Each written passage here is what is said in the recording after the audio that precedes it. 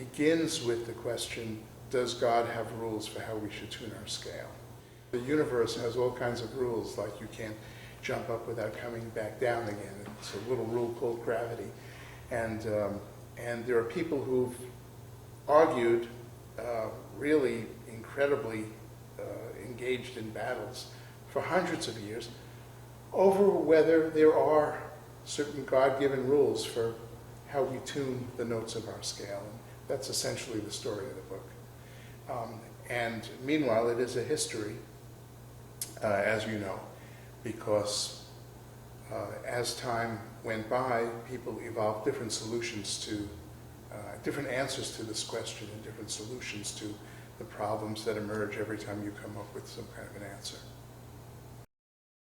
For me, the interesting thing was looking at how integrated music had always been with all the other established subjects, like scientists were all musicians, Yes. or had a very close affinity to the properties of music and art, and that the people who were educated and knew things were, that music was integrated in everybody's lives. It was not something that, oh, maybe you knew about. You knew about it. What there was to know, you knew. Yes. We live in a time when everything is separated out into tiny little areas of specialty, and it's really a shame.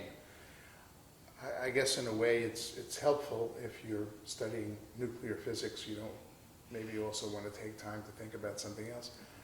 I think even that's a shame.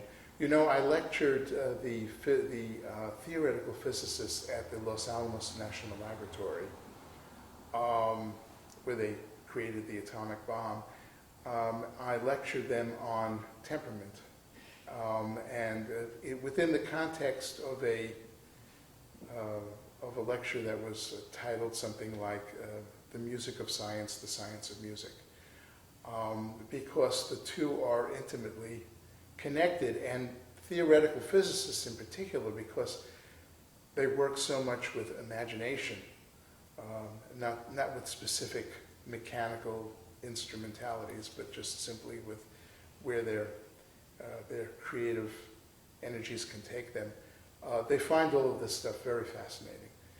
And Newton did, and Galileo did, and you know, as you go back to the ancient Greeks, they all found an intimate link between all of these different disciplines. There really, in a way, is no separation, or shouldn't be a separation. We've reached a point today where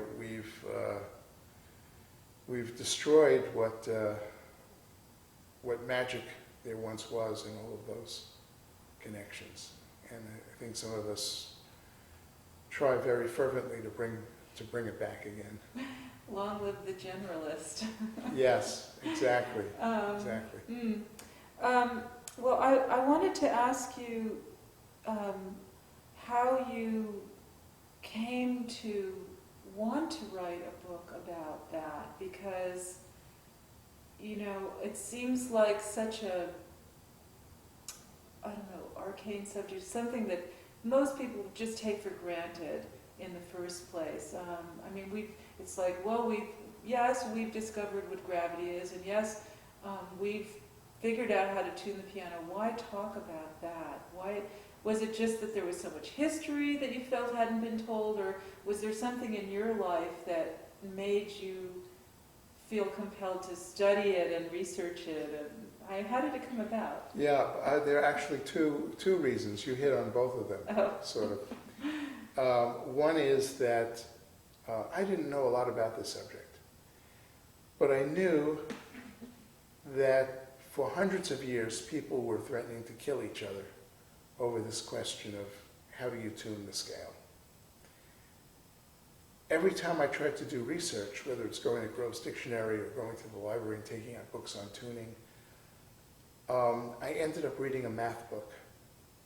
And I would look at these books and I would look at the mathematical formulas and I would say, is this why people wanted to strangle each other?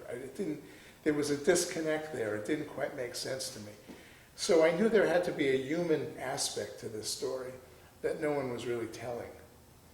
And I decided that it would be great to research what that is. I didn't even know at the time I started out what the human story was. But as the more research I did, the clearer it became for me.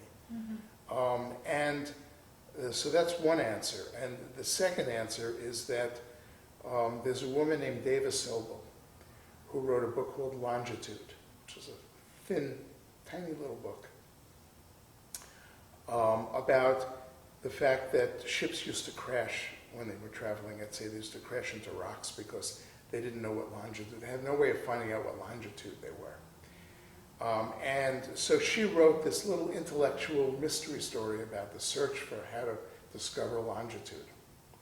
And it's a beautifully written book because Dave is just a wonderful writer. And she didn't expect much, and her publisher didn't expect much from this book. But it ended up being translated in 70 countries, and she made $1 million from it. And actually, that was the start of a whole slew of books that came out. There were these kind of little intellectual stories for the general public. So the fact that she had that success gave me the courage to think that if I did a book like this, there might actually be an audience for it. So the combination of those two really made the thing happen.